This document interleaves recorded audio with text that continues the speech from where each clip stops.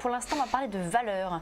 De valeurs avec Mathieu Driol, qui est responsable bourse, du trading bourse chez Day by Day. Bonjour.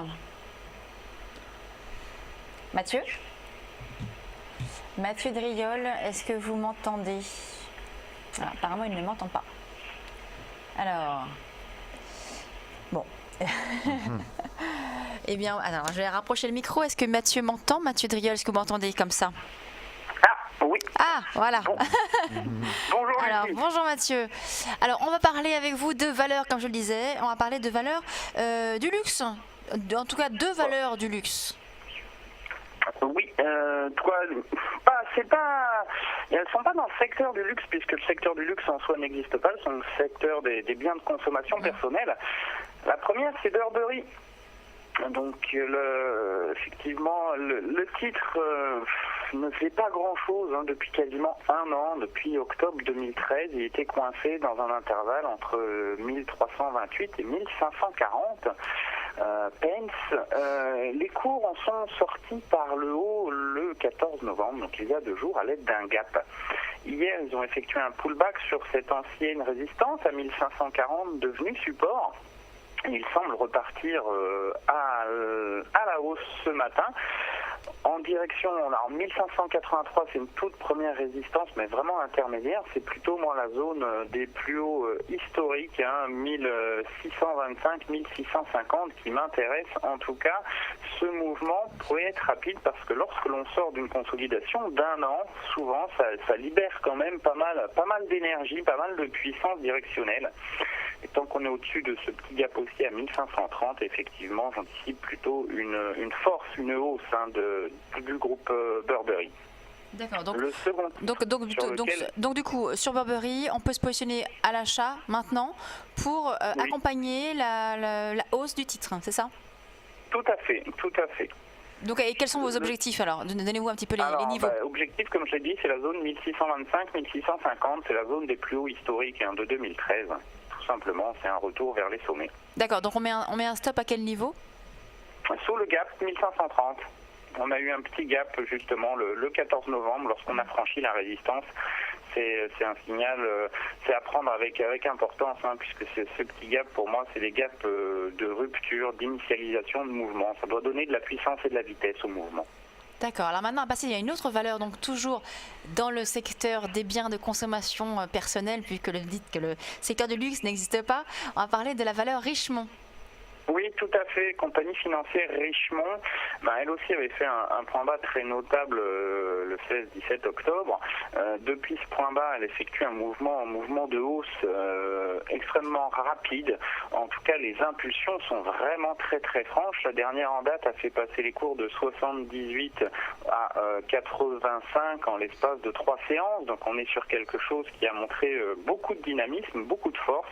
C'est notamment visible là aussi par un gap haussier. À l'heure actuelle, ça fait maintenant 7-8 séances que les cours consolident quasiment à plat, entre 82,40 et puis on va dire 83,70. Et moi, après un mât, quand j'ai une consolidation à plat, j'anticipe toujours une reprise de la dynamique haussière à terme à la même vitesse. Donc le franchissement de 83,70 sera un signal de hausse assez clair pour moi en direction des sommets de septembre aux alentours de 87-80.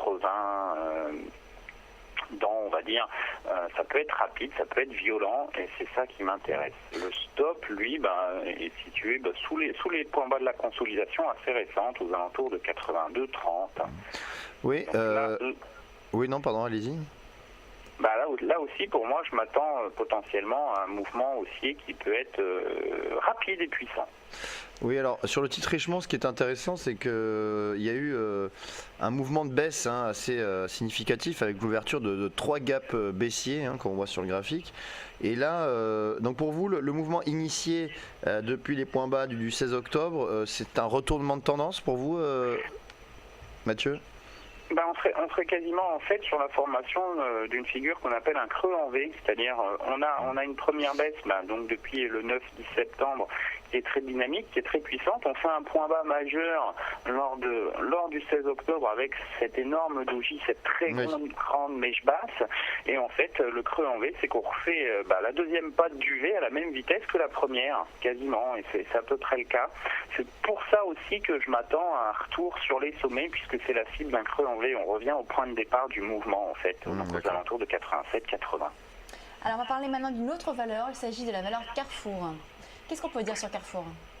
Alors, Carrefour, donc secteur de la distribution, rien à voir. Elle a pas mal souffert depuis le début septembre, puisqu'elle est passée donc de 27 à un plus bas aux alentours de 21,40, là aussi le 17 octobre.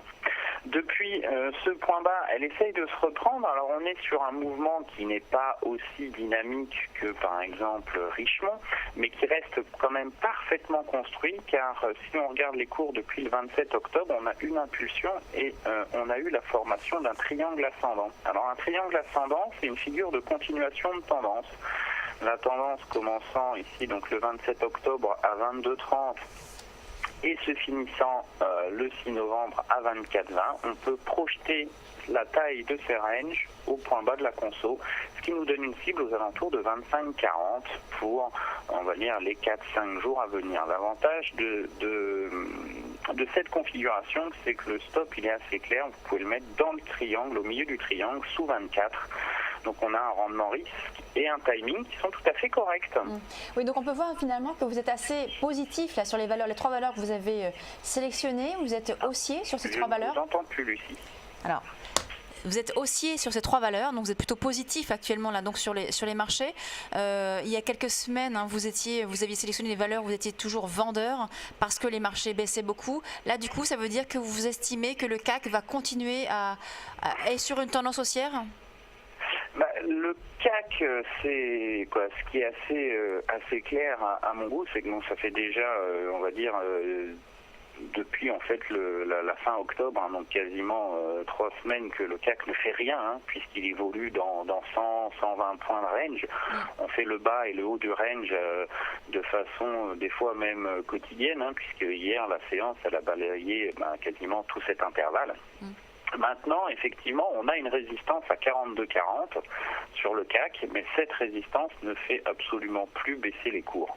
Moi, lorsqu'une résistance ne fait plus baisser les cours, c'est qu'elle s'épuise et qu'elle finit par lâcher généralement. Donc je m'attends éventuellement à un dernier sursaut, une dernière patte de hausse aux alentours de 4350, donc on va dire 100-110 points à prendre qui peuvent être assez violents. Après, je verrai bien, mais effectivement, à court terme, pour l'instant, la robustesse des marchés américains fait qu'on n'arrive pas à baisser, tout simplement. Ça, c'est une constatation.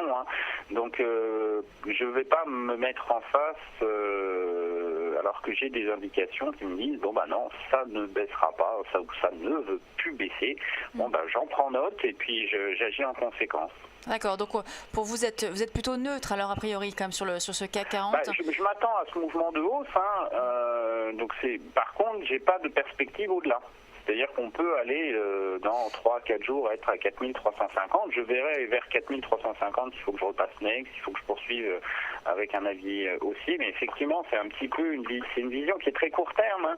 À moyen terme, on est pas mal dans le flou, avec le jeu des banques centrales qui effectivement provoque des mouvements auxquels on ne s'attend pas en analyse. On a généralement un proverbe qui dit « Don't fight the Fed ».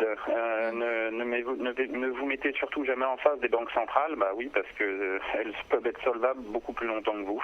Oui, bien sûr, mais après les banques centrales, en tout cas la BCE, soutient l'économie en injectant des liquidités avec un programme quand même de soutien. Donc c'est plutôt positif ça pour les investisseurs. Ça les rassure en tout cas. Ça a l'air, en tout cas, ils ne vendent plus. Donc mécaniquement, l'effet effectivement est validé dans les prix. C'est ce qui fait aussi que ne plus être négatif est pour moi une question de bon sens.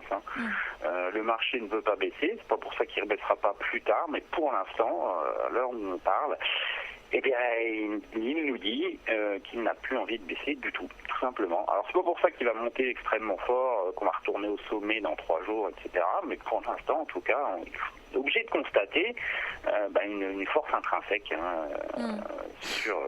ce soit sur le CAC ou sur les autres indices. Donc on passe à l'achat, donc en tout cas sur les valeurs que vous nous avez sélectionnées, donc je rappelle Burberry, Richemont et Carrefour. Merci beaucoup Mathieu Driol, responsable donc Trading Action chez Day by Day. On va marquer une très courte pause et on se retrouve tout de suite après sur Direct Investisseur.